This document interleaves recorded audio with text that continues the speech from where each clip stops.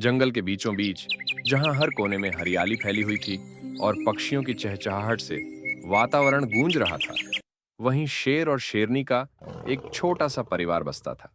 दोनों की प्रेम कहानी जंगल में मशहूर थी। शेर अपने परिवार का राजा था और शेरनी उसकी रानी। जंगल में शेरनी अपने साहस और बुद्धिमानी के लिए जानी जाती थी, तो शेर अपनी ताकत और हिम्मत के लिए।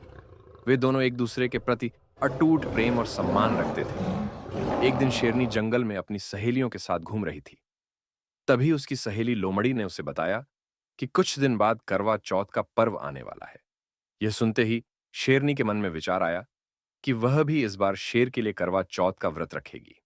हालांकि यह त्योहार जंगल के जानवरों में नहीं मनाया जाता था, फिर भी शेरनी को इंसानी रिवाज में कुछ खास बात महसूस हुई। उसने सोचा, अगर इंसान अपनी पति की लंबी उम्र के लिए व्रत रख सकते हैं, तो मैं भी शेर के लिए यह कर सकती हूँ। वह दिन आ गया जब शेरनी ने अपने व्रत की तैयारी शुरू की।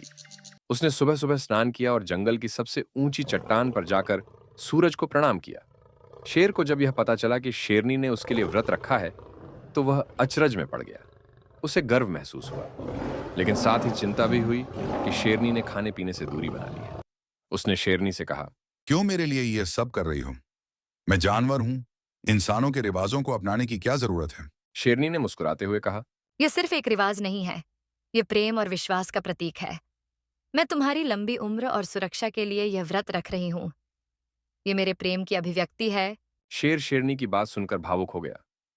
उसने शेरनी को समझाया कि उसका प्रेम उसके लिए ही काफी है, लेकिन शेरनी अपने व्रत पर अडिग रही। दिन भर शेरनी ने बिना खाए पिए अपने व्रत को निभाया।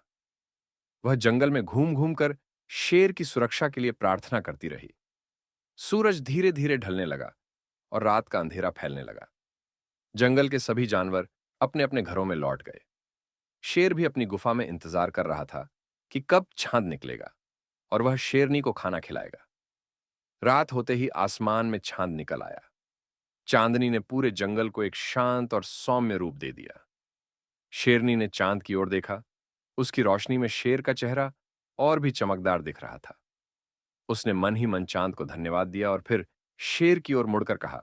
अब मैं तुम्हारा मुंह देखकर अपना व्रत तोड़ूंगी। शेर ने भी शेरनी को बड़े प्रेम से देखा और उसके लिए ताजे मांस का इंतजाम किया।